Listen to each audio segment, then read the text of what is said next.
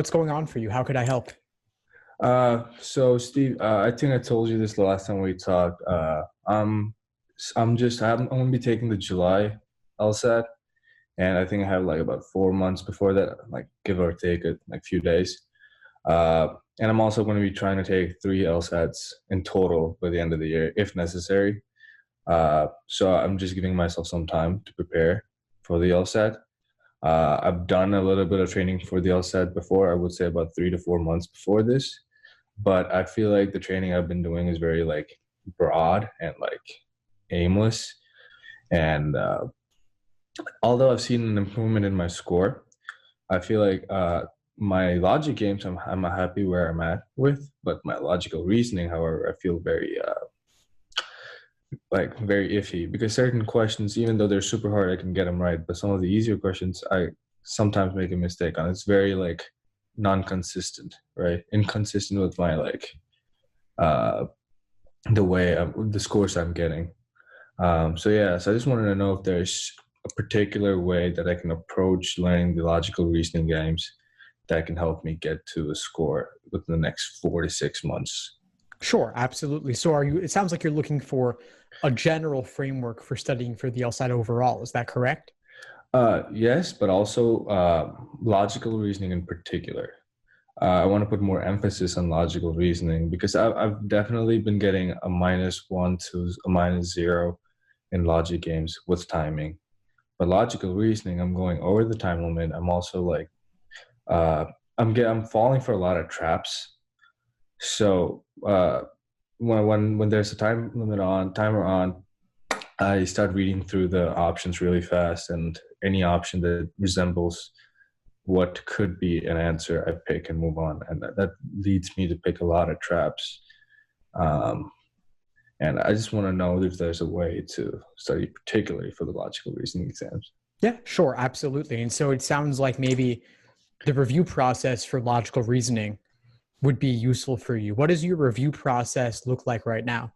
I'm not gonna be honest. I don't do this for every single question I get it right, but for every question I get it wrong, I look at it and I see why I made a mistake. So I would just read their prompts and try writing down certain notes right next to the questions.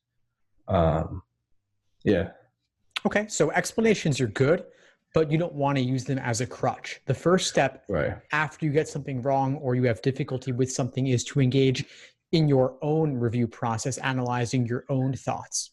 right. So for Okay, logical reasoning, the framework I recommend for this is called the Socratic review method.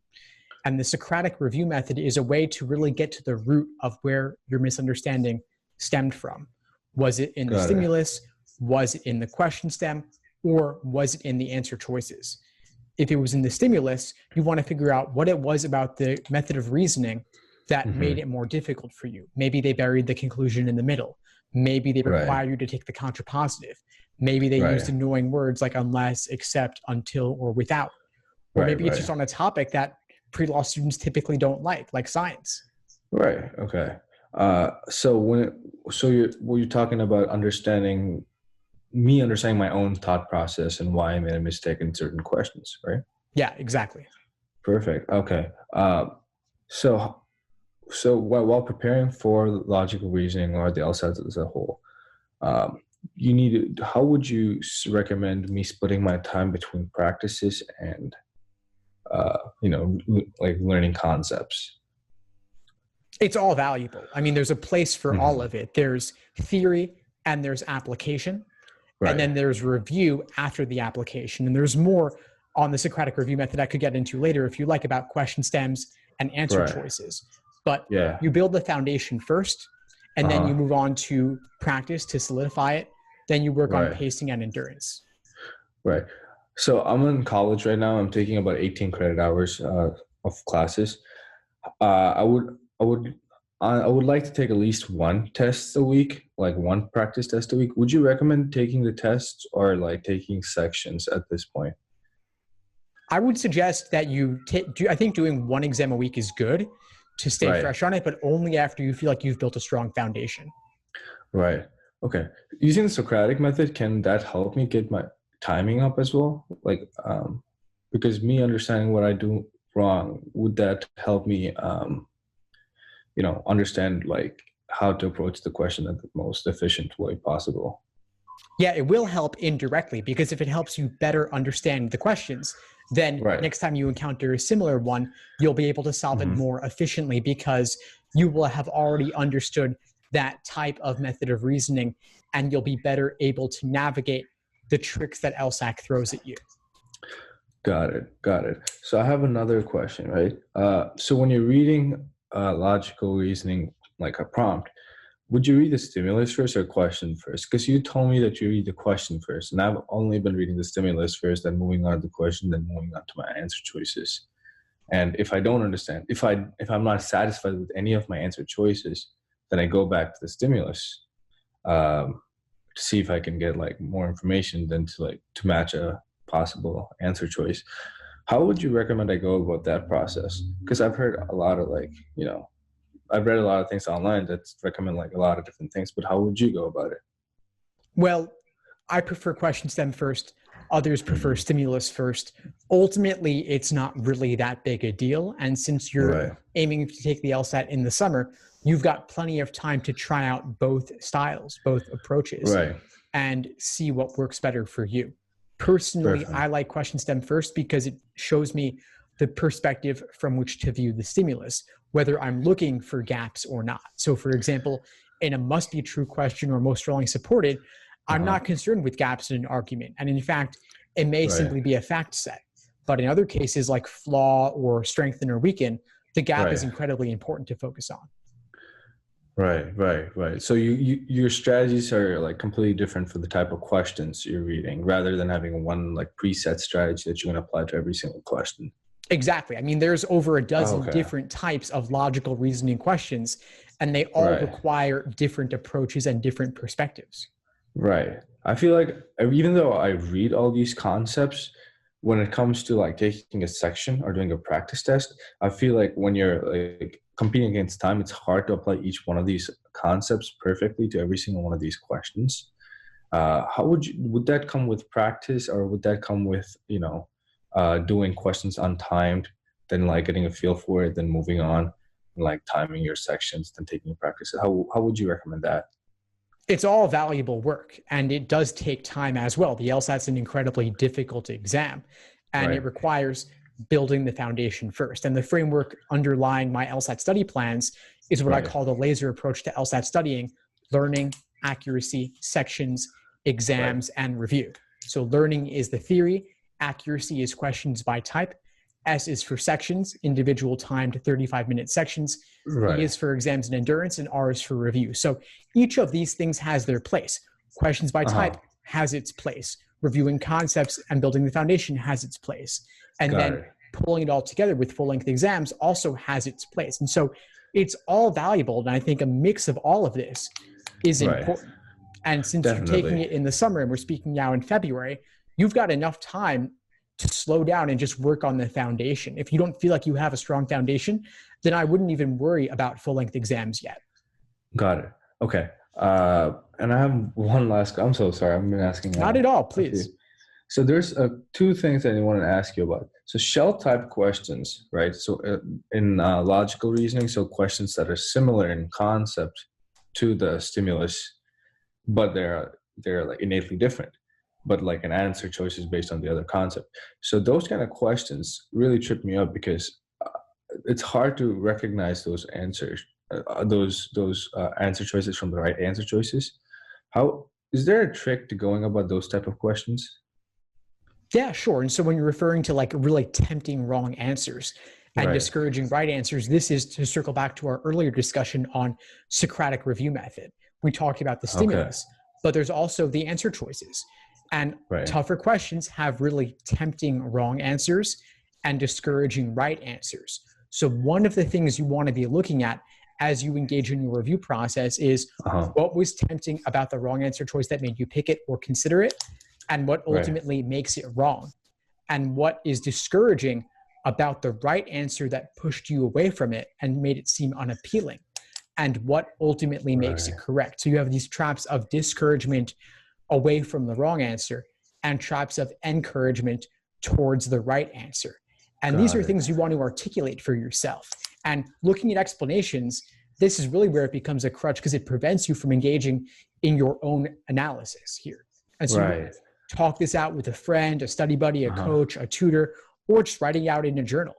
But put it in your own words before you look at other sources. So so the Socratic learning method would occur, Socratic review, or that would occur before me reading the explanation given by the textbook or like the workbook. Exactly. At least give it a shot on your own first and see if you could figure out what led you astray. And if you can't figure it out, or you've already given it the time to figure it out on your own, then you could look at other sources to see what other people think about the same question. And they may confirm your understanding. They may disconfirm it and add new information or a totally different approach. But it is ultimately good to get the various perspectives, but first think it over for yourself.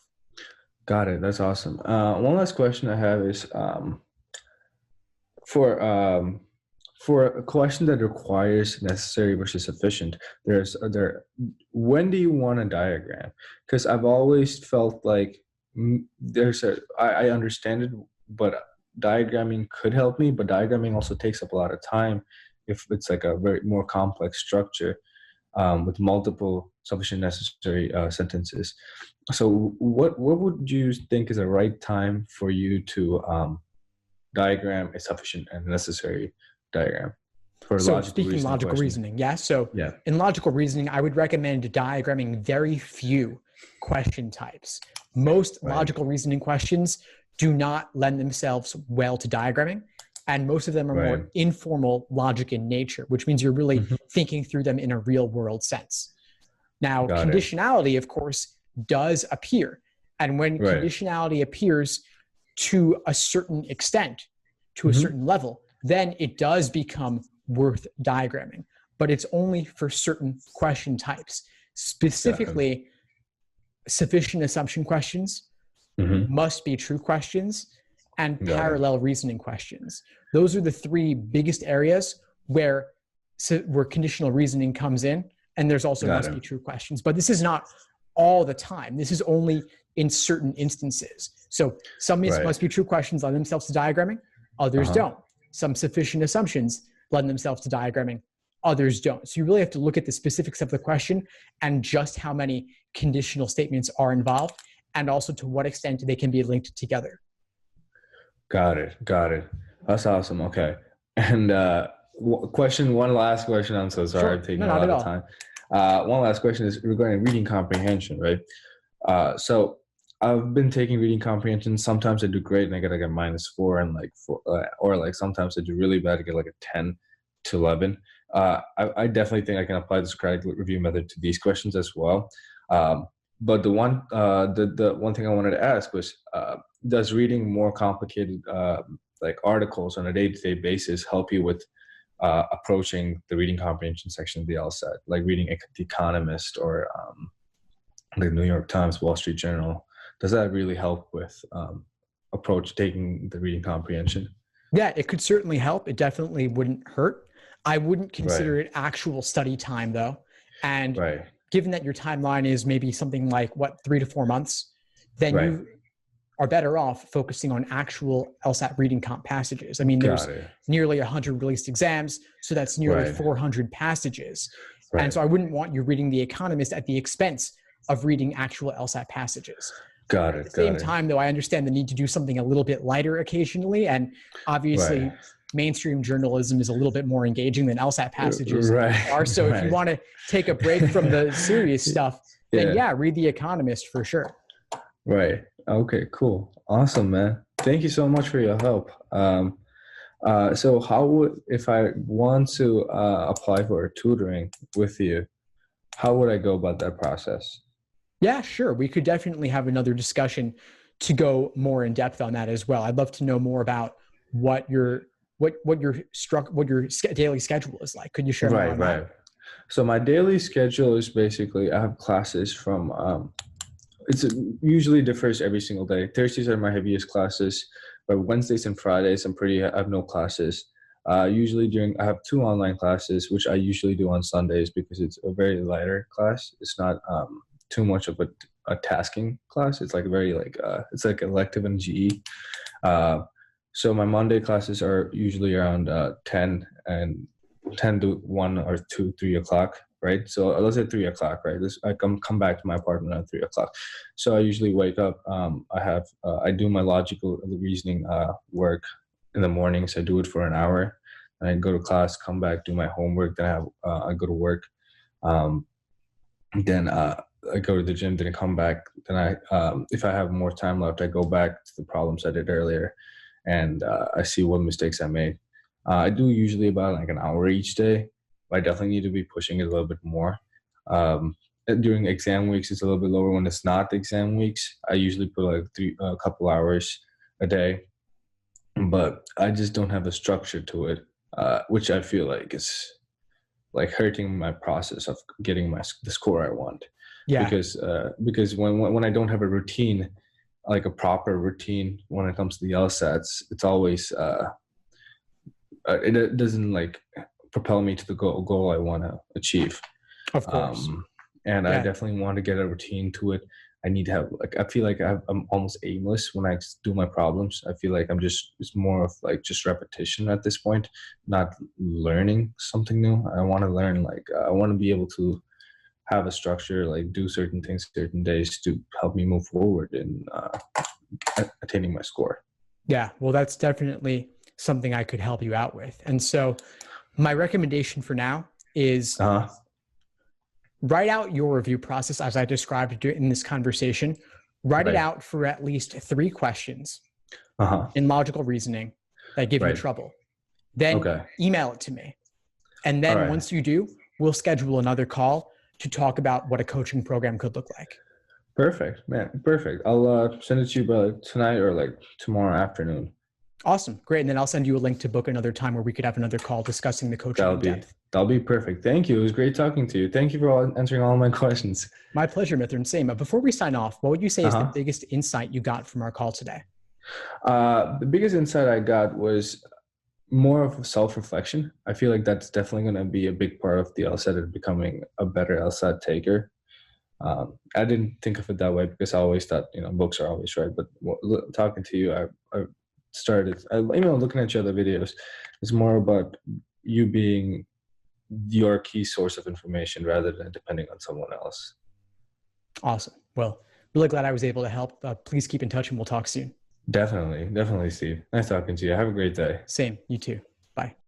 Thanks for tuning into the show. Please subscribe if you haven't done so already to be notified of new episodes as I release them. And feel free to reach out if you need anything at all as you move forward with your prep. I'm happy to help however I can. In the meantime, I'll wish you all the best and take care.